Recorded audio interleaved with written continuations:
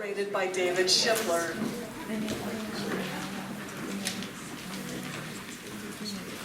David K. Shipler, the author of 7 books, is a former New York Times correspondent in Saigon.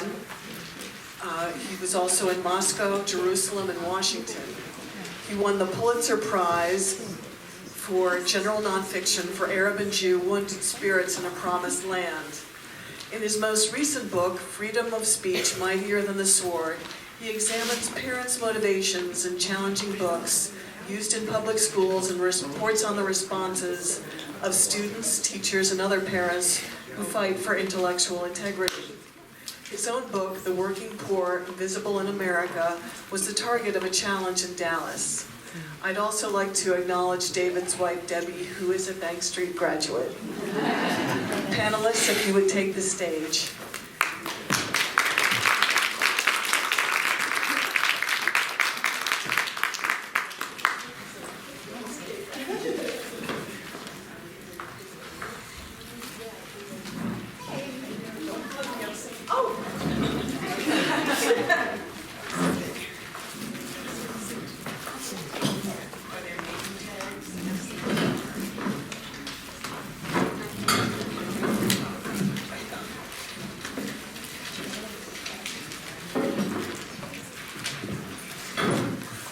For you.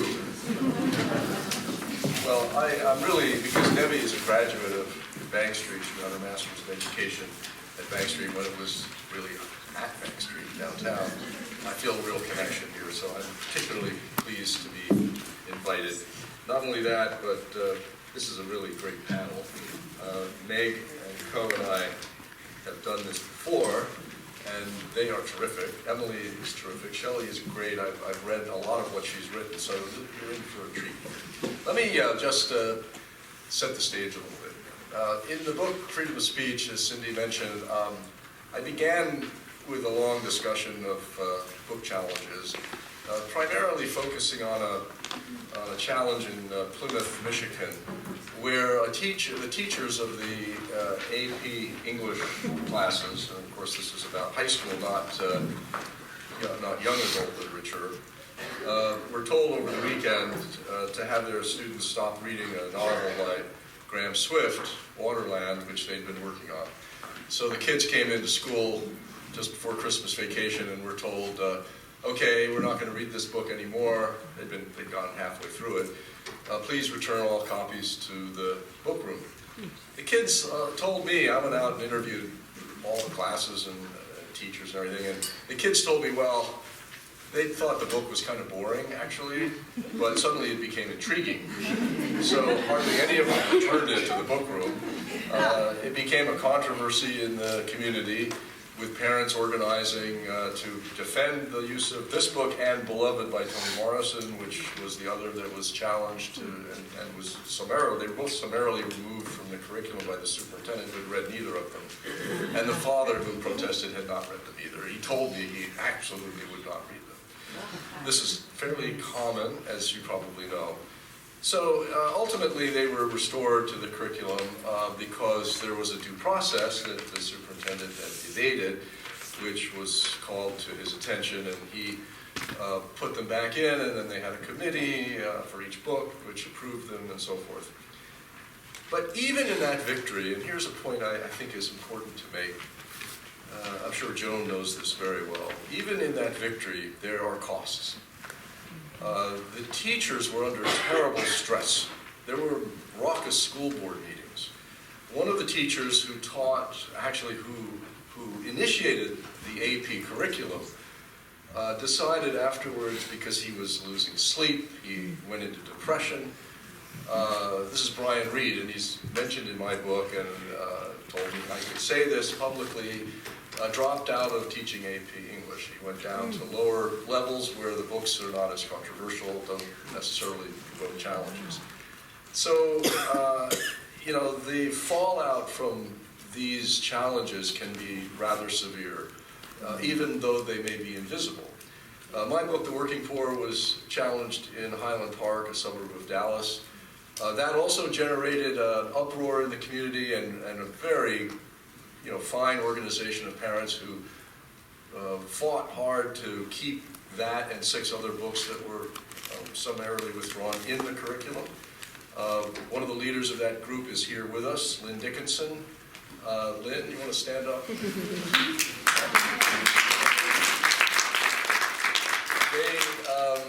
They succeeded. But as a result, there were additional procedures put in place in the high school for requiring new books that were being introduced in the curriculum that had some possible reasons for being challenged to be vetted by community committees. So teachers had to write rather extensive and detailed justifications, rationales for using the books. And there was so much stress that half the English department resigned from the high school in Highland Park at the end of last school year. Now, not all of them resigned for this reason. There's a natural turnover. But the teachers I met with, I was invited out there to speak by Lynn's group, and the teachers I met with one evening told me that that was the main reason for the resignation. So you see, and then of course you don't know what you don't know, right? I hate to quote Rumsfeld. So, you don't know what kinds of censorship go on behind the scenes. You don't, when your book isn't chosen in the curriculum, you don't know why. Maybe it's a lousy book, maybe it doesn't fit with the curriculum, maybe teachers are just averse to running into a buzzsaw, which they suspect they might.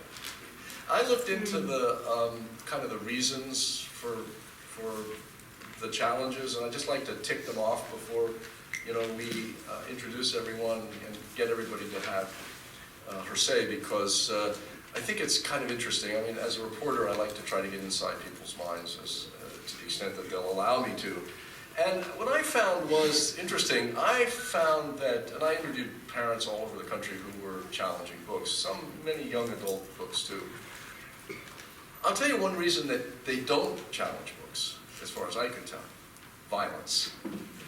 So books that contain violence don't seem to get people very upset.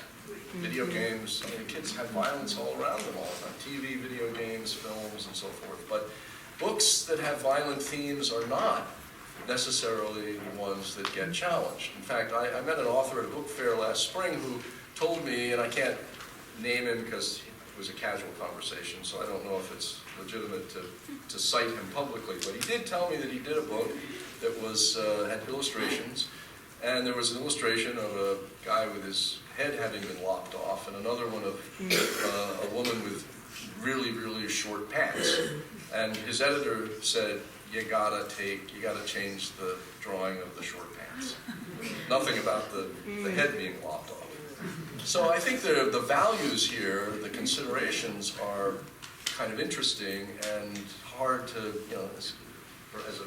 as a parent, of course I'm now a grandparent, but my kids are all grown up. But as a parent, I think I would be, especially in this day and age, extremely concerned about violence in all of the media, and yet that does not seem to be a driving force. Many parents are conservative politically, who challenge books, are conservative socially. They are desperately trying to protect their children from the coarse, profane world that they see outside. They feel that school provides an imprimatur on material that they find objectionable as parents. They fear a loss of control of parenting. Some of them are alienated from the public school system and feel that parenting is the job of the parents, not the schools. They don't trust the teachers' judgments. Profanity is an issue, of course. As kids in Plymouth High School told me, you hear worse in the halls than you do in the pages of these books. But parents nevertheless feel somehow the school is approving of the profanity. And sex of any kind that's explicit or even approaches being explicit is a real problem. And of course, when you have gay and lesbian and transgender characters portrayed sympathetically, which you do increasingly in young adult literature, and that's a good thing because it sensitizes the society to the issues, as people said in the previous panel. It allows kids who are maybe in the closet to feel less alone and so forth. The parents who are socially conservative and who think if you read about homosexuality, you'll change your sexual orientation, really, feel very strongly that these works should not be used in school curricula and sometimes in libraries. So there have been cases, as you heard earlier, of parents trying to get those books out of public libraries or recategorized so kids don't have easy access to them. I think another issue is religious irreverence that gets people upset, and then challenging authority. Books that challenge, have kids challenging parental authority. Deceiving parents who are really kind of clueless. I mean, we all, as kids, love to read about parents who were clueless, and we like to read about kids who were, rebellious. J.D. Salinger understood that very well. Holden Caulfield is a character who kind of inspires some of our fantasies as kids. Well, many conservative parents are uncomfortable with that. And so, when parents are easy to trick or lie to, they really, object. So you have all of these issues. And then there's the political issue, which is often underneath the surface and disguised in some way. For example, the working poor was challenged by a woman, a parent, who, in filling out the challenge form, which required her to suggest alternatives, suggested Ayn Rand and Ben Carson. She also didn't read the book, by the way. Any of us who've taught courses know when students haven't read the book. Authors who are challenged know when the challengers haven't read the book. So, not that she would have liked it if she'd read it, but it was kind of annoying that she didn't read it. But that's pretty typical. I mean, anybody think that the Ayatollah Khomeini read the Satanic Verses? I mean, I couldn't even get through it. So we have here, and I told them ahead of time, what I'd kind of like each of our panelists to do is take about 5 or 6 minutes to talk a little bit about her own experience, some thoughts on how it all comes down, works out, and some observations about some other patterns possibly of motivations for challenges and so forth. And so let me just give you their bios beyond what is in the program. Okay. Coe, I have some of this electronically. See, despite the gray beard, I am in the 21st century. So, Coe Booth is the author of 3 young adult novels, Tyrell, Kendra, and Bronxwood. And she has a real gift, I think, from what I've read, and I haven't read all of them, but from what I've read, she has a real gift for getting inside the minds of her characters. And that's a tremendous asset. I mean, I'm a journalist. I write nonfiction, and as I said, I try to do this with real people. And I think that what Coe does is try to give a sense of life, real life, the way it is, all the hardships and difficulties and struggles. Her most recent novel is for middle grade readers, and it's called Kinda Like Brothers. It was selected as an ALA notable book for children. And she's on the faculty of the New School's Creating Writing MFA program. So, I'd love to take a course from her, actually. Okay, Meg. Oh, Meg is terrific. Meg, I love the title of one of her books. Yaqui Delgado Wants to Kick Your Ass. And I think she'll tell you it's slightly autobiographical. She's the 2012 winner of the Ezra Jack Keats Medal for her picture book, Tia Isa, Wants a Car, and a 2-time Pura Belbray winner for her young adult novel, which I just mentioned. And for her picture book, Mango, Umbrella, and Me, which got an honor medal in 2015. Her newest novel, Burn Baby Burn, has earned 4-star reviews in the Junior Library Guild selection. So, Shelley is, if I can find your bio, which I just got, yesterday. But I'll tell you, if you go to the school library journal review page and read her reviews of books, I think you'll be extremely impressed, because she really, reviewers, we all have been reviewed, right? So, we have really mixed feelings about reviewers. And I think most authors would be really pleased to be reviewed by her. She writes in a very clear and kind of gets down to the meat of the story, so to speak. She doesn't mess around, and I really enjoyed reading her stuff. And she'll tell you a little bit about herself, because my cell phone is now failing me on this.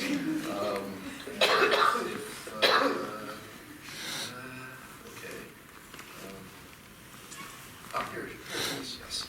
So she's actually worked in several areas of children's publishing, from licensing to book scouting. She was the co-editor of So She Dances and Gloria Whelan's The Disappeared. She, as I said, reviews for the school library journal. She manages the team there. She went to Queens College and became the editor of SLJ Teen Newsletter. At SLJ, she edits book reviews, conducts author interviews, and writes news articles on diversity issues. And diversity, by the way, I hope, will be a theme of our discussion here, because that's something I didn't mention, but it's definitely in the mix.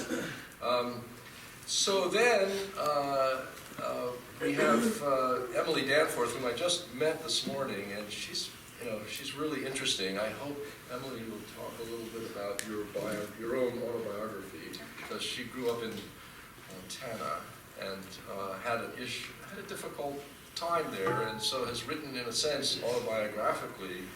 Her first novel, The Miseducation of Cameron Post, won the 2012 Montana Book Award and the High Plains Award in Young Adult Literature, and was a finalist for the William C. Morris and Lambda Awards. Her second novel, Side Talks with Girls, a contemporary YA novel about queer girls making a queer movie at a very queer place, is forthcoming from HarperCollins Publishers. She is an associate professor of English, creative writing at Rhode Island College, and lives in Providence with her wife and very terrible dogs. She assures me are indeed terrible. So I'd like to just go down the table. If each of you in turn could talk a bit about your own thoughts and experience on this whole issue, that'd be great. You might have a coughing fit, so I say you go first. You go first. I like to go after you. So you can already guess what the problem was with Yaqui Delgado Wants to Kick Your Ass, right? So the problem was the title. The title was not my idea. That stroke of genius belongs to my editor, Kate Fletcher at Candlewood Press. It always was the first line of the book. And most people understand this book as a story about bullying. It's also a story about Latina identity. It's also a story about what it really takes to go from being a girl to being a woman, and how to sort of self-define in the face of violence.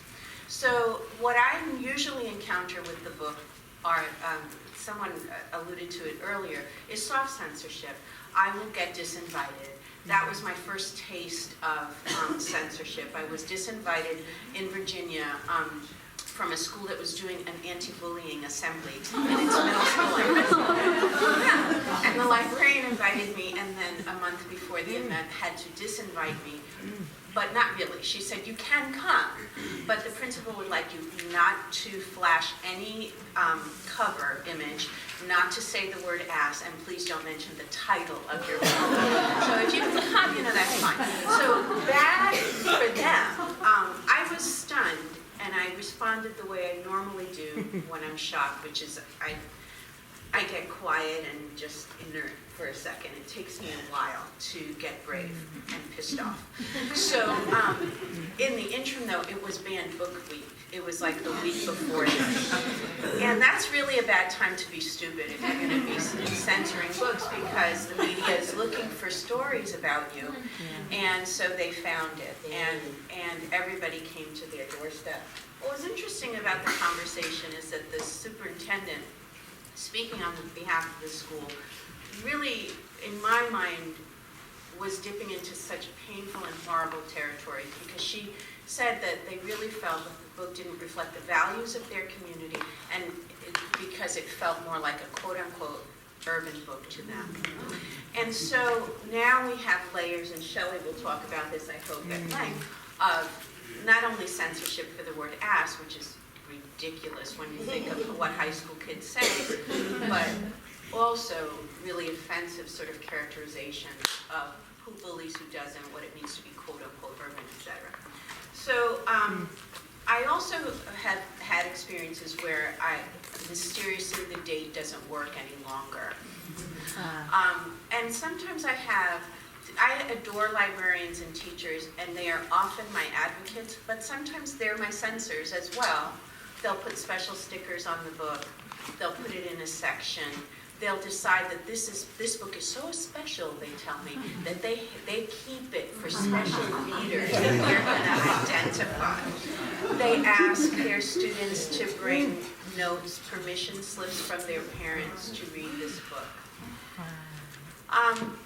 And that's a really frustrating thing, because, again, I reiterate how much I adore librarians. And I always feel nervous about not pointing the finger at them, or making a hard job harder, or bringing the wrath of parents on their doorstep. And yet, I also feel like the holy oath of librarians, right, is to protect children's right to read. And the holy oath of all of us who love children and write for them and educate them is that we love them, and we owe them the truth, and we owe them the very best of ourselves and the very best literature we can give them. So, I do now say to librarians, I do have honest conversations with them. I try not to make big public things, but my newest book is Burn Baby Burn. I fully expect that in time somebody's going to get annoyed with that, because it's set in the 70s. The girls are talking about Planned Parenthood. What are they going to do about contraception? It deals with domestic violence. So there's all that. It's a matter of time before someone decides that it's immoral to talk to girls about womanhood. So my experience hasn't been out, I'm banning you, but it has been, I'm going to make it really difficult for a kid to come to your book. And I think that has to be 4 minutes. Okay. I like to follow you because I have a lot of the same experiences you've had. I definitely have had the librarian, it's not censorship, but I've had the red stickers on my books because, I don't know why, but I've had my books taken away from the mainstream YA section and put in the urban section, or the street lit, which is literally in the back of the room. I've seen Toni Morrison's book on that shelf too, so it's something. I've had my book, not displayed at all except for during Black History Month, where it is taken from the secret room, wherever I don't know where the room. It's next door to the Latino. Yeah. And they display it, but it's in a glass case, so it can't even be checked out. It's just for display purposes only. I've had, I think I've had a few actual, instances of censorship where the book was actually removed. But for the most part, it's like what Meg was saying. It's more of the soft censorship. It's the, that book is not really for our school district. They see a book with a black kid on the cover, and it just doesn't, it's just not bought. It's not acquired for that school district. I even had a teacher in Illinois, in the suburbs of Illinois, say, well, we only have two, this is a quote, we only have 2 ethnic students in our school district, so why should we have your book? You know, it was like, wow. I grew up in an entirely black and Latino neighborhood, and we had to read The Great Gatsby, we read Catcher in the Rye. Nobody looked at us and tailored the books for, you know, it was like, wow, are you only going to teach your kids what they already know, or, you know, or are you going to open the world to them, you know? So I've had a lot of that soft censorship and just teachers feeling, I got an email from a teacher who told me she loved my book, Tyrell. She wished she could teach it, but she herself was white and her students were mostly black and Latino, and she was uncomfortable with the book because I used the N-word in it.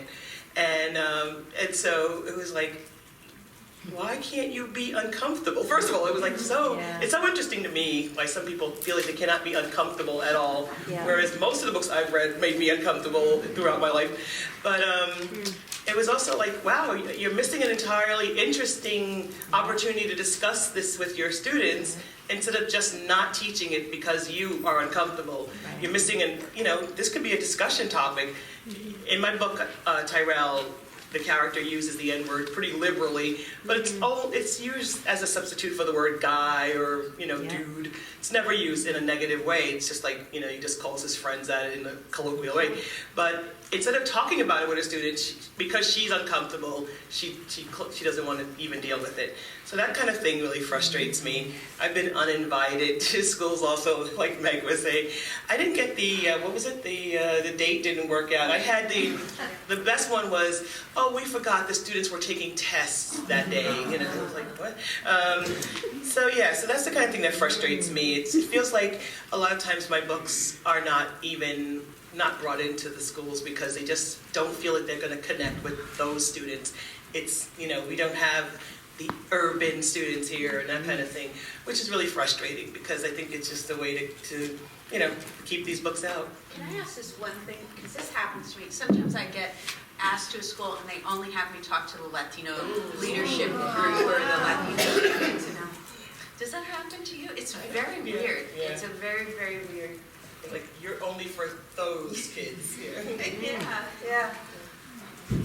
Shelley? Well, my experience with censorship began at an early age. I was raised in a very conservative household, went to a very conservative church, where I had to read Harry Potter in the church bus, hiding the cover so that no one knew that I was reading that book that was on the news that everyone was talking about because of witchcraft and all that stuff. Wow. And strangely, I feel a lot of censorship occurs from a place of love, from a place of, I have to protect my children, as David mentioned before, and love and fear. Yeah. Fear of the unknown, fear that their child is growing up, fear of this world that we're living in, and parents are just afraid, and especially when it comes to things that they're not sure about themselves, like sexuality, like people of color. And it's sad because out of the small percentage of books that are actually published by people of color and diverse backgrounds or about those subjects, 9 out of 10 of the books on the top challenge list this year are about diverse subjects, of that small percentage. So to quote Melinda Lowe, who wrote about she did an informal study a few years ago about censorship, she says, diversity is actually under attack. Mm-hmm. And to me, this is a form of erasure. To me, this is a group of people who feel and are uncomfortable with people who are not like themselves and feel like they need to erase that and pretend that it doesn't exist.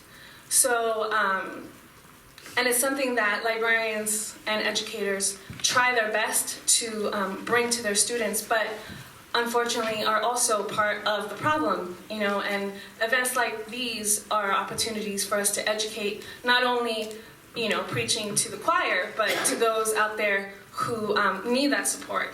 And it's sad that minorities every year are being silenced. People of color, those from different sexuality, but they're blind to something that already exists, that they can't say that that is not the truth. And I think that's what we've been talking about today, the fact that this is the truth. And as librarians, as a reviewer, as people who are part of the book-loving world, we have to do the best that we can to open the eyes to at least the children, the next generation. Because they're the ones right now who are in the position to make a change, if not currently, but in the future. And YA especially because since, the 80s, the 90s, where we had the problem novels, as David mentioned before, where the topic or the diversity or the situation was the main point of the book, but YA has changed so much, and it's become such a big part of publishing in general. I mean, it's one of the biggest drivers of sales right now, and it's because YA has the opportunity to be honest, to be truthful, and to push boundaries, and they're no longer lessons. Books, literature, good literature, it's not about a lesson. It's not about teaching kids to be good. And good YA, and we have so many of it right now, talks about the truth. And unfortunately, parents and even educators are scared of the truth. But these books offer such an important window and mirror to these teens who are living these lives every single day, who are grappling with these issues every single day, or know someone who are grappling with these issues every single day. So I feel very positive about what YA is right now and where it's going, because it's offering a slice of life, a real, true life, and it's offering an opportunity for all of us to know more about ourselves, to know more about the people around us, and to hopefully not be scared, and to be able to share the love that needs to be shared. Thank you. I've also experienced some of the soft censorship that the other panelists have talked about, although the phrase that comes to mind is, "We really love your book, we don't think we can get away with it here." I imagine them sneaking out the back. I remember not ever really sure what that phrase means. But I have experienced a couple of summers ago in Delaware some significant banning and removal of my book. I call it my great big coming of age story, and it is autobiographical. I grew up in eastern Montana, as David mentioned, and Campos is the story of a girl coming to terms essentially with her sexuality, her lesbian identity, figuring out what all of that means in the wake of her parents' death and this conservative cowboy culture. The book had been out for a couple of years, and I think if I had ever imagined that people would take issue with it in such a way that they would want to remove it from curriculum or try to challenge it, I thought it would happen in Montana. That's sort of what I assumed. It's very much a place-based novel, and I thought there's going to be Montanans that have this reaction. And so people had mentioned social media earlier. It was surprising to me when in the summer of 2014 I got this tweet, and it was a tweet from a woman who followed me, and all it said was, now that the Cape Henlopen School Board has removed my name, M. Danforth's novel, sales are through the roof at Browse About Books, which was a local bookstore. So I mean, it was like 7 in the morning, and I'm reading this in bed, right, and on the screen, and I'm trying to figure out contextually a bunch of things. One, that I didn't know the book had been removed, and I didn't know where the school was, and I didn't know what this, who had sent me this information. And eventually, by the end of the day, I was able to find out that through the work, again, of this really intrepid local reporter who went to a school board meeting that otherwise would have been, sort of record low attendance. It's a summer meeting. They made sure that they sort of put this on the agenda when no one would be there. They voted 6-1 to remove my book, they were saying, from a list called the Blue Hen List, which is a list compiled by librarians and other educators in Delaware of recommended books, essentially. And so 6-1, they voted to remove it. And in the article, very sort of full of pride, the board members, including the president, said, "Oh no, we didn't read the book. Really proud about this. We didn't have to read the book. We knew right away." The president said, my book is like 500 pages. It's a big book. The president said, "I knew in less than 3 minutes that this wasn't a book that we wanted on the list." And what emerged out of this is that they were adamant, really adamant, that the reason for this removal was the language, profanity. And they mentioned this a number of times. That one of the women said, the school board members said that there were pages and pages of the F word. So it was making me like go back to my own book and pages and pages of where are they? I don't remember writing those. And the fact is that, as we've already discussed, books absolutely do get challenged and removed all the time for profanity. But it felt like there was some lack of honesty going on with this adamance, because a number of the other books on the Blue Hen list had similar instances or more egregious instances of profanity than my book.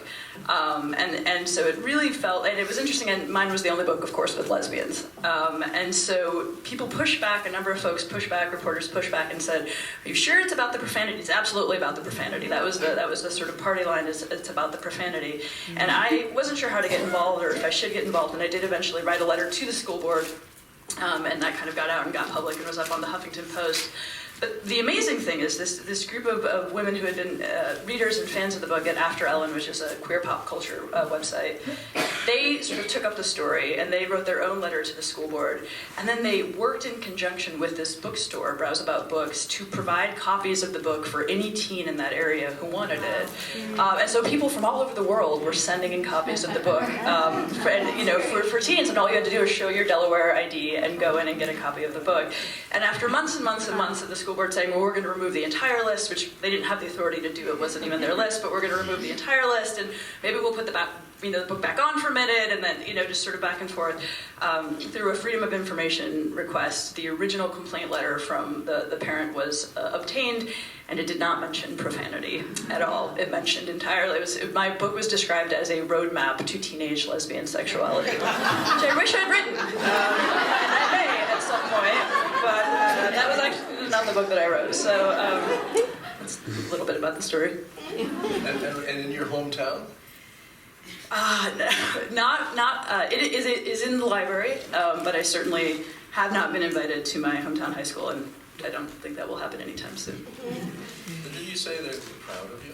I think that there is a kind of, in Montana, the book got the Montana Book Award, and I think there's this sort of, I was explaining, I think there are a number of people from my community who do not like the content of the book and wish that was not the book that I had written. And yet, there's this very Montanan kind of, we're proud of one of our own, so we like that you're an author and your book has done well, we just wish it wasn't about lesbians. It sits uneasily. So I think there are probably people in my hometown who own the book who have not cracked the book and will not crack the book yet.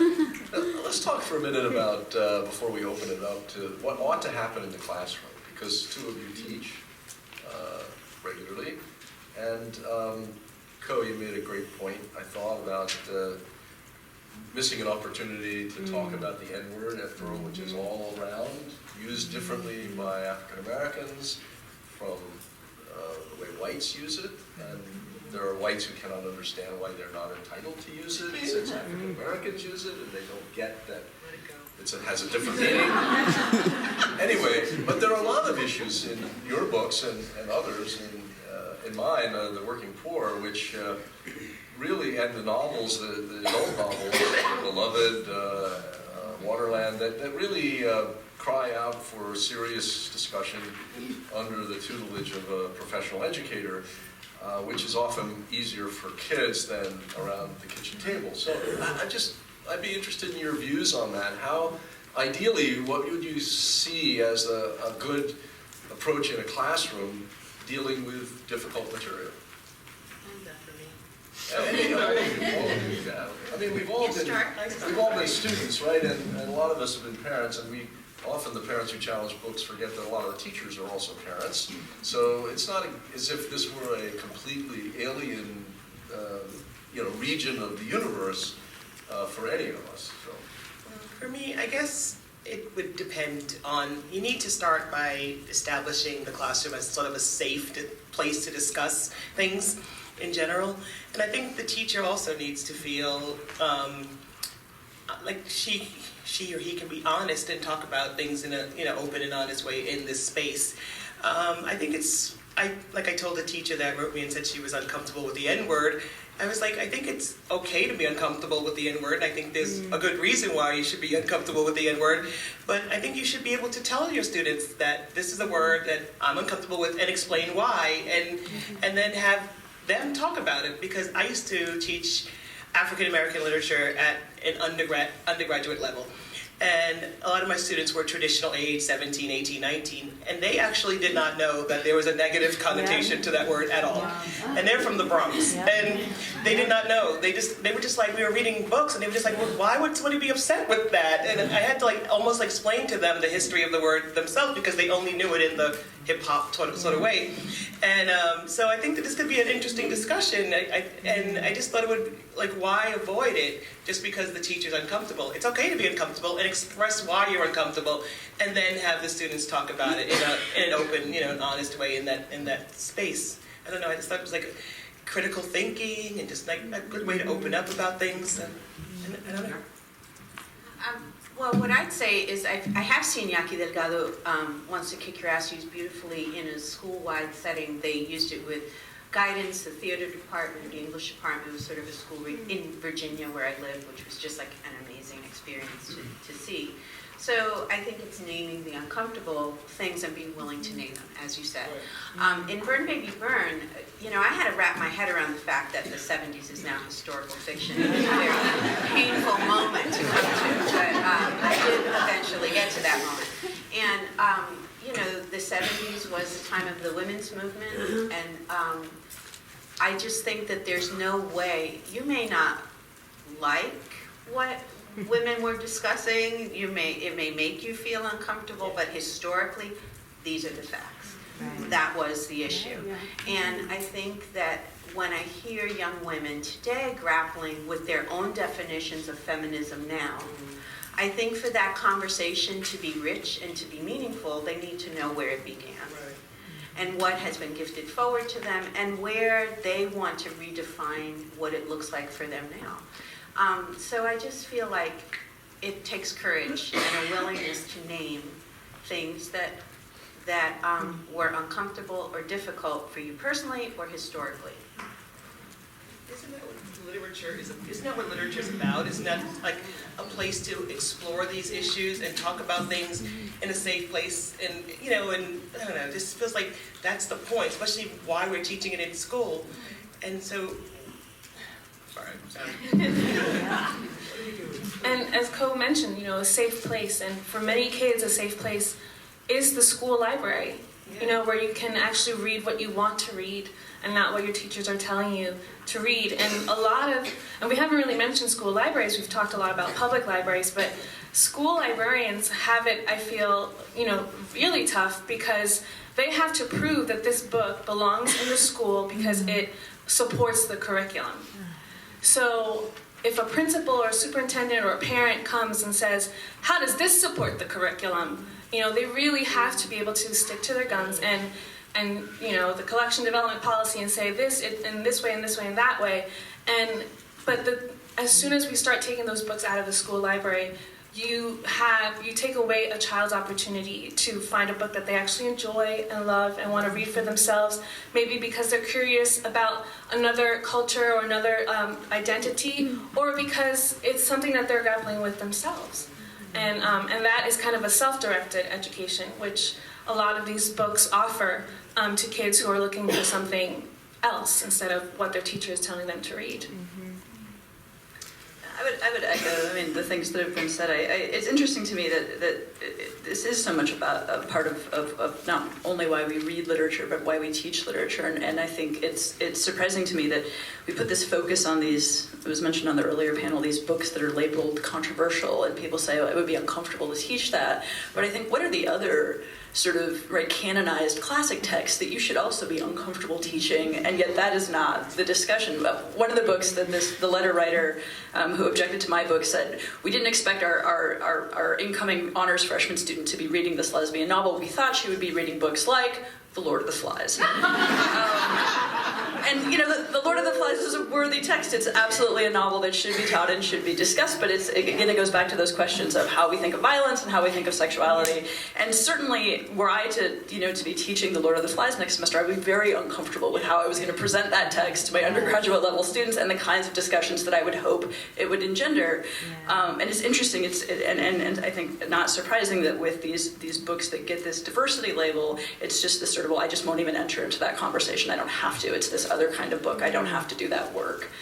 What we do as teachers and instructors of literature is we help provide context, right, for our students to figure out ways to access the book, and then hopefully we create a climate in our classrooms where students feel like they can ask questions that make them uncomfortable, and that we sit with discomfort, and that's what literature unlocks for us. So it's incredibly frustrating for just the conversation not even to get started because it's a risk. It is a risk.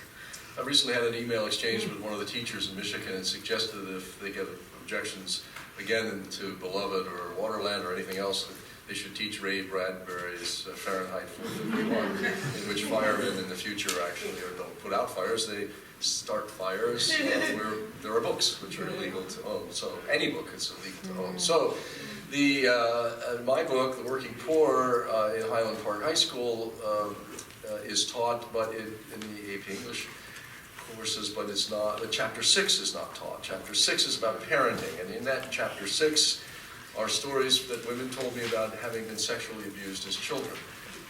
Not graphic, but there. So that was one of the objections, the chief objection perhaps, by the parent who complained, and the teachers acquiesced to it, although here too, I think as the N-word and other issues, what better place than a classroom in the context of a broad contextual look at a social issue is there under the guidance of a good teacher to talk about a hard subject like that. Some of the kids in these classes may have been sexually abused. Maybe some of their parents had, and I sometimes wonder whether that could provoke reaction against it.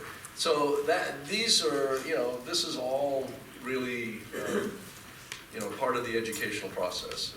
Looking at the world, getting in touch with the world through literature. So we have some time for questions now, so let's do that, and yeah. Well, I was just thinking, last fall you may recall the Atlantic published an article, The Coddling of the American Mind.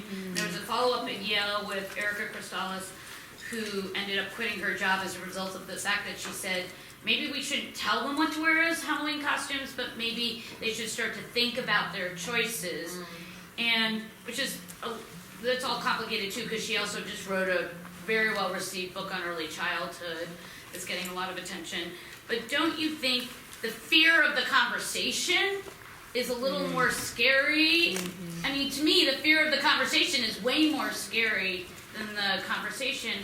And in that, I teach a multicultural literature class at a university with a predominantly first-generation population, and I have a class that's called Loaded Words. And I don't tell them anything about it. I just say, it's our Loaded Words class. I have people dropping into this class, like you wouldn't believe, to start grappling with where they can get information about other things. And we talk, it's a complicated thing. I think it's actually the best thing I've done in education ever. And it's uncomfortable. And I often think, oh my gosh, is this going to hit social media and I'm going to get fired? So I just go into the dean and say, I'm going to get fired today? We'll just talk about it later, and it's okay. But what do you think about this coddling of the American mind and the fact that we are less likely to want people to discuss it in, I'll just say, an affirming way? And I don't want anybody to be hurt, whatever, but I do think we're scared of discussing almost everything right now. Well, it's a paradox, isn't it? We have more flagrant, obscene debates in this country through social media than ever. Yet, as you say, there is a fear of certain conversations. I don't know how to reconcile that in my mind. It's puzzling, actually. Anybody want to? All right, I'm going to go in. They all threw me under the bus. Did you see that? All right, I'm in. All right, so what I say is here, I think that that the conversations are very public and they happen really fast. And some social media is designed by its nature, by its number of characters, it's not designed for like thoughtful, lengthy exchange, but rather who can throw in the pithiest statement that creates a lot of retweets, right? With that said, I would also say that it's exciting because it allows us to hear the things that make us uncomfortable. And so, as I don't like to be uncomfortable either, and I'm very conflict averse, I really don't like that feeling. I prefer to sit with someone and talk it through quietly and get to each of our understanding. I also like to make space for people in my own life when someone has said something that feels insulting to me or reductive or anything like that. I like to, as my friend Tim Tinkle says, meet them on the bridge where they are crossing, and create a space where they feel comfortable talking to me about difficult things. And I have friends with whom I do that too. I'll ask a question. Have I gotten this wrong? Is this, what do you think about this? But for me, my advice is to proceed in a spirit that's a combination of grace and courage. Courage to say hard things, and grace to allow people to wonder, to get things wrong, to talk about it with you. That's why we picked you. Yes. I've been kind of mulling up some ideas in my mind. I mean, every time people talk about how controversy works in our society, I think of Donald Trump and how he gets so much media attention by saying the things that are unsayable. And, you know, we have comedians to do that as well, but he's like a presidential candidate, you know. But it also, I was thinking about how, you know, the way that people talk about controversy causing spikes in book sales, and that, you know, if publishers and authors were like Donald Trump, then they would just send like flunkies in to like challenge their books so that they would make more money, you know. And It's Machiavelli.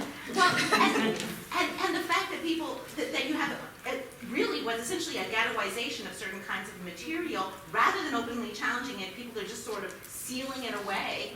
That actually avoids that conversation, and that you know it might actually be better if people were literally saying, we can't have this book, but you know, people are so finely tuned now to these things that, you know, they'll object to something that they know is a hot button issue, you know, and you know, sexuality is still a hot button issue, or they'll say it's about the, you know, the cuss words or whatever, but when it's something where they know they can't win the fight, they'll just find another way to sort of, you know, push it away.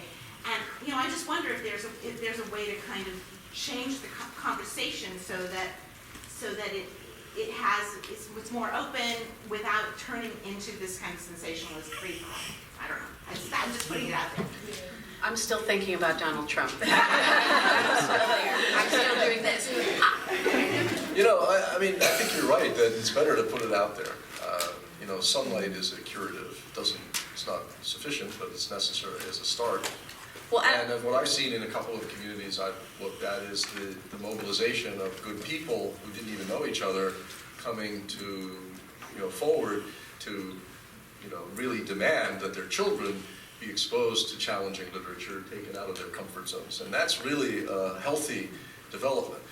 What the problem happens in places where it's underground, it's in the shadows, it's you know, behind the scenes, teachers and librarians hesitate, and that's a problem. By the way, speaking for myself, I didn't enjoy having my book challenged, actually. I got emails of congratulations from my friends and relatives, but it wasn't actually such a pleasant experience, mainly because of the intellectual dishonesty that surrounded the discussion. That was what really bothered me.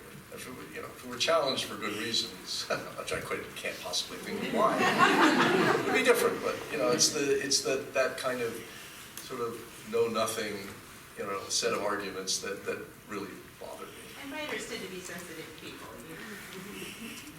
Yeah, hypersensitive. I would just say, beyond book sales, which are great, you know, this sort of when a challenge happens and a community is allowed to have this conversation, and this certainly happened in this Cape Henlopen area in Delaware, something that came out of this that I never could have expected is, you'd probably not be surprised to hear that LGBTQ students in this school district had long felt a pretty extreme amount of bigotry from their administration. And so the year before this happened, to my book in the summer, the year before that happened, 8 students got together, 8 or 11 students got together and tried to form an LGBTQ alliance. They did form that group, an ally sort of group, and they were told that they could not wear their rainbow stoles to graduation. All the other groups got to do it. The school board, same school board that tried to ban the book, so they were not allowed to do it. And after this banning happened and it got national attention, and there were all these people, there's a woman who had a local radio show there who was featuring this daily on her local radio show with former high school graduates calling in and talking about the bigotry they experienced as queer teens in that school. After all that happened, the next year, the LGBTQ group had 145 students. It was the largest student organization in the school, and it was mostly, actually, and you won't be surprised to hear, not queer teens. They were allies who said, we want to do something. This is not what we feel like our school should look like. So I don't know that they've been able to maintain that in the years that have come, but I know that, and none of that was about my book at all. It was about the book being a catalyst for them to have these other conversations that were really important in that community. We're running late, so we have time for one more question. Yes? This is kind of a wider question.